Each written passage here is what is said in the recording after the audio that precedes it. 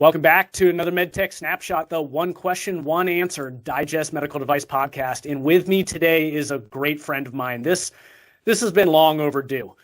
Mr. Achilles Young is with us today. If you know Achilles, you know that he is incredibly insightful when it comes to medical device operations. And he's going to share with us today his perspective on how you work within a matrix organization. I know a lot of you listening are in that kind of an environment. And how do you take ownership to make sure that you're actually solving problems along the way? But then we're also going to get into a little bit of how do you actually take the data that you have within a large organization and make it so that you're solving problems and moving things forward. The first question we're going to dive into here is, your career, you've spent a lot of time working for large organizations.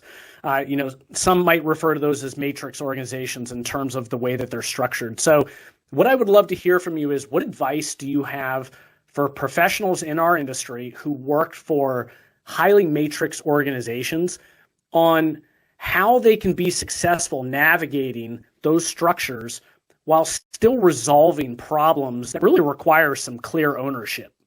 I often think of aspects of life in analogies and metaphors. You know that you and I, we like to pull those in, and sometimes we go off on tangents, which I love.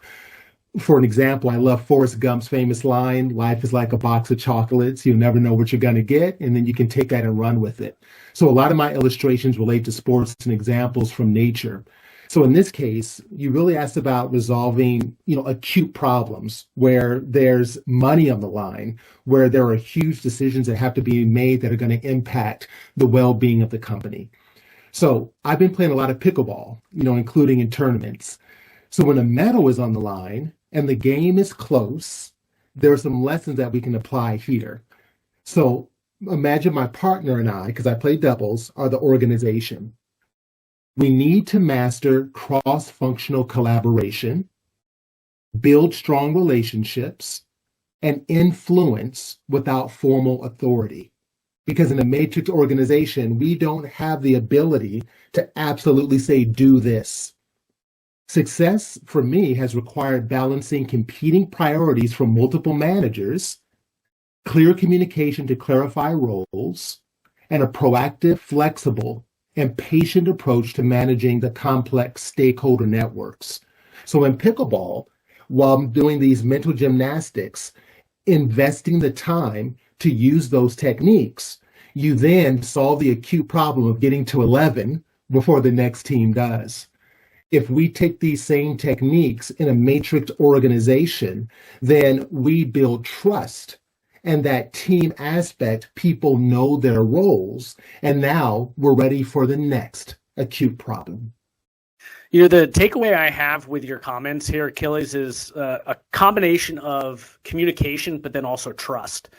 All too often I see situations where, somebody's reaching out to another cross-functional department, and for whatever reason, they're not getting a response, but then they stop their work. And then when a higher up comes in and says, hey, how come you haven't finished this?